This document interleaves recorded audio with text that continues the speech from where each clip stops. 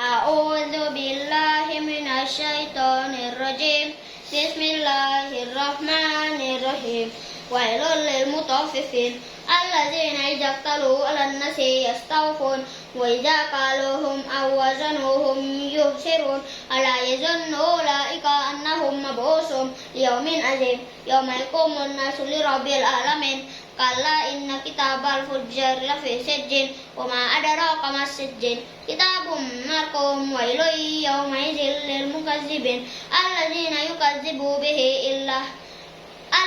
يكذبون بيوم الدين وما يكذب به إلا كل معتد أثيم إذا تتلى عليه آياتنا قال أساطير الأولين